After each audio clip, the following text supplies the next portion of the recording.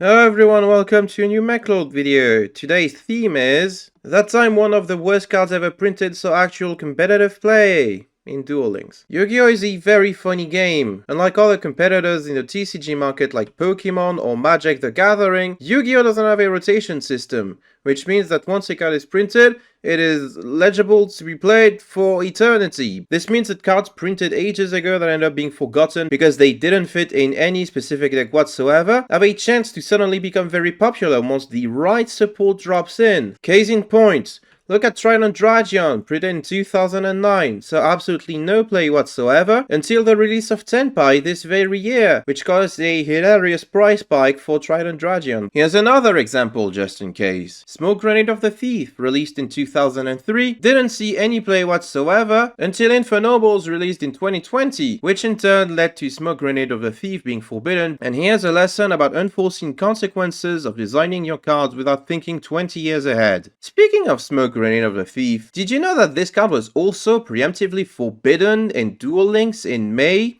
before the release of Infernobles in Borrow Sword Slash? That's like two formats, completely different formats, that had to ban Smoke Grenade of the Thief to prevent it being used in a way that wasn't intended. Also, Smoke Grenade just happened to be a one-off that you could only get by leveling up Bandit Keith, so that means that when you play Duel Links now, and you level up Bandit Keith, you just get a card that you can't even use in anything ever. Why do they keep doing Bandit Keith dirty? First they nerf all of his good skills, and now they're removing cards from his card pool. What's next? Are they gonna just destroy Barrel Dragon in front of this poor man's eyes? Anyway, this video isn't about Bandit Keith. This video is about one such card that was printed years ago and didn't see play whatsoever because of its design was so limited that it couldn't work in anything, until it worked in something. The card we're going to take a look at today is from a little set that wasn't really too important in Yu-Gi-Oh's history. Just kidding, it was Invasion of Chaos, released in 2003 and containing bangers such as Blackluster Soldier, Envoy of the Beginning, Chaos Emperor Dragon, Envoy of the End, Chaos Sorcerer, Dark Magician of Chaos, Dimension Fusion, Levia Dragon Daedalus, Grand Maju, Maju of the 10,000 lots of hands, Strike Ninja, Berserk Gorilla, Smashing Ground, Compulsory Evacuation Device, and of course, Ojama Delta Hurricane. Along with the Chaos monsters, released a series of cards that were designed to work with them, namely Chaos Greed, Chaos Hand, and Dimension Distortion. All of these had effects comparable to cards that were limited at the time, respectively Pot of Greed, Dark Hole, and Monster Reborn, but with one very special caveat. You needed to have a certain number of monsters that were banished, and in the case of Chaos Greed and Dimension Distortion, you also needed no cards in your graveyard whatsoever, which wasn't exactly the easiest condition to fulfill. Even if you were using a card like Soul Release to get rid of cards in your graveyard, that wouldn't work, because then Soul Release would just go to your graveyard. And then if you were playing a deck like Macrocosmos, sometimes you would still have cards in your graveyard because your opponent could just pop the Macrocosmos. Basically, the most playable these cards have been since release was in Diamond Dude Turbo, and I'm pretty sure you had better cards to be playing in Diamond Dude Turbo even back then. What I'm trying to say is that none of these cards really saw any competitive play whatsoever until Yu-Gi-Oh! Duel Links happened. This very year, we got the release of the Structure Deck EX Signet Raging on May 24th, 2024. Oh wow, that's a funny date. Which included cards such as the Firewall monsters, main deck monsters, Phantom and Defensor, and there was another one that was released a couple of months ago in a main box. But still, Firewall monsters that were meant to be used alongside a skill that was also released near that time, Dark Fluid Link. I don't know if you can hear that, but Mako is eating right next to me. It's kind of distracting actually.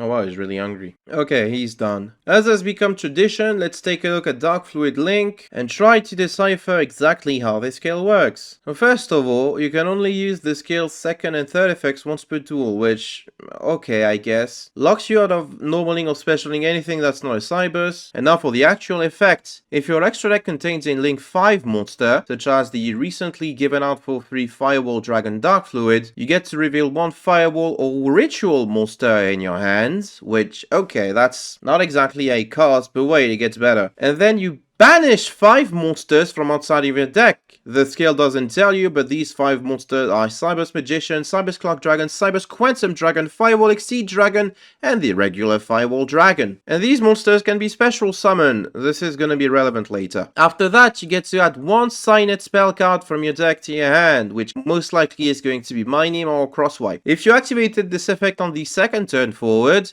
you also get to add one Signet rollback from outside of your deck, because why not? Signet rollback is basically a quick play monster reborn for a banished Cyberse monster. Ooh, oh wow, the first part of the skill makes sense now somewhat. And then, if you've summoned Decor Talker during this duel, you get to shuffle up to 5 cards from your graveyards or your banished cards into the deck, which I don't know why this is here. I don't know what this is good for. If you're feeling a slight headache or an overwhelming sense of dread, don't worry, this is a completely normal reaction to have when reading a skill released in 2024. But to sum it up, Dark Fluid Link wants you to summon Firewall Dragon Dark Fluid as quickly as possible and with as many counters as possible, because this card is basically a discounter Appaloosa. Now that we have a better understanding of the skill, can you tell me which part is most relevant when looking at the cards that we've looked earlier? It's actually the part where you banish 5 monsters before having to commit to any other plays, which basically means that you're pretty much starting the duel with 5 banished cards. How interesting. This basically turns Chaos Greed into Part of Greed, Dimension Distortion into a revive spell that can revive any of the following. Firewall Dragon, which then enables you to use the bounce effect as early as possible. Cyberse Quantum Dragon, which has a pretty good effect to get rid of problematic boss monsters. And Cyberse Magician, which you can use to lock your opponent out of attacking you or targeting you with card effects. And this works because the skill says it works. Chaos Send did not see play though. That was kind of a misdirection that he did earlier, and the reason why Chaos Sense are no play is because 5 is less than 7, which is the number of banished monsters that you need to use Chaos Send.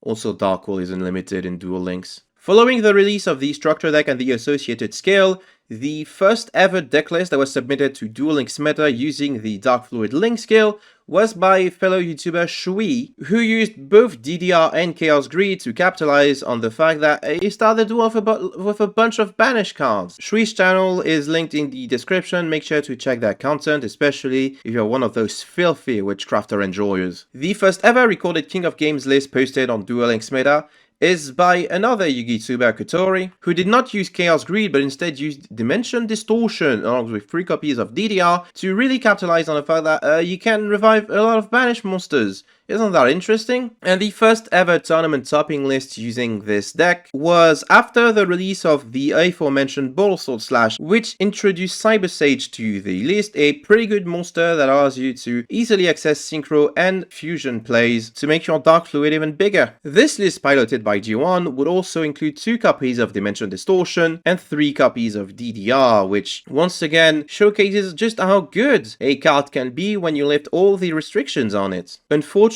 for Dark Fluid's place in the metagame, like I just said, it did release very close to Ball Sword Slash, which included a lot of banger archetypes. Aside from the aforementioned Infernobles, this main box also included Agents, which it turns out could just search and summon Skyscourge Invincible, which is basically spell canceller super easily, and a new rocket deck with also an insane skill that basically allowed you to get a bunch of resources and play Discount Dragon Link. Both Agents and Burrow Link would have a lasting impact on the following metagame, but unfortunately the same could not be said for Dark Fluid, especially considering its weakness to Disruption and the aforementioned Skyscourge Invincible. This being said, a lot of people noted that the deck still had a long way to go and was easily optimizable. Is that even a word, optimizable? It is, because I just said it. A couple of things then happened that made Dark Fluid more playable. The first of which was discovering that you can just play Bollard Riot Dragon, pitch it to the Signet Mining that you'd search with the skill after revealing it, to get a Rom Claudia, which you could then pop with the graveyard effect of the Bollard Riot Dragon, to summon Nightmare Corruptor Ibli and then give it to your opponent. This is called the cyberse lock, and it basically prevents your opponent from playing the game if they were on a certain skill that prevented them from playing Link monsters to begin with. The second thing was that Skyscourge Invincible was limited on the July 4th ban list, which prevented it from being played in agents anymore, which in turn led to the rising popularity of Dark Fluid, especially in August, and it being acknowledged as a tier 3 deck in the ensuing metagames. As for Chaos Greed and Dimension Distortion's playability over these past few months, Dark Fluid list quickly got rid of Chaos Greed because, as it turns out, just getting a card that is sometimes a pot of greed if your opponent and completely worthless if you top deck it is not exactly good. However, Dimension Distortion saw a ton of play because Monster Reborn better. Ultimately, however, Dimension Distortion will also being cut from Dark Fluid link lists, with the last recorded top for the deck using Dimension Distortion being in early October 2024, which the time of recording the video has been over 2 months. For record's sake, this is what a Dark Fluid link list now looks like. This is a really recent topping list, once again from Diuan, who has been representing the deck to an insane amount over the past few months, still including the Ibli lock, also adding a microcoder for a very small Signet package, and focusing on either making the Ibli lock or a Dark Fluid with Signet Magician in order to, well, also block your opponent out of doing anything. To this day, Dark Fluid is still a relevant deck in the current metagame, with the occasional ins and outs due to poor matchups against newcomers or specific tech cards, but Dimension Distortion is no longer seeing play. It has had its time in the sun for what is, comparative to Yu-Gi-Oh's entire history, a really short period of time, which ultimately doesn't take away the fact that Dimension Distortion, one of the worst cards ever printed that saw no play from 2003 to 2024, finally found a place in a dedicated deck thanks to a completely obscene skill, which led to it becoming incredibly playable for a short period of time. And that's it, that was the video. Thank you for watching, hope that you enjoyed it. Once again, if you'd like to support me, you can check my Ko-fi in the description of the video. I would also like to thank Dingust, Zinnia, OutishBoy0, Jimmy and Yannick for already supporting me on Ko-fi. This support is really appreciated, and I love you all. Also, make sure to like, comment and subscribe to this video. Subscribe to the video, and also comment what card or deck you'd like me to take a look at next. I already have a couple of ideas, but more ideas are never bad. This has been a fun video to make. I started writing the script a couple of months ago, I think in June of this year, when I saw that both Chaos Greed and Dimension Distortion were seeing play for the very first time in Yu-Gi-Oh's history, actually. It's another case of I got lazy and didn't finish the video until recently. And that's it, that's the end of the video. Once again, I hope that you enjoyed it. Once again, thank you for watching. And once again, I will see you all next time. Bye!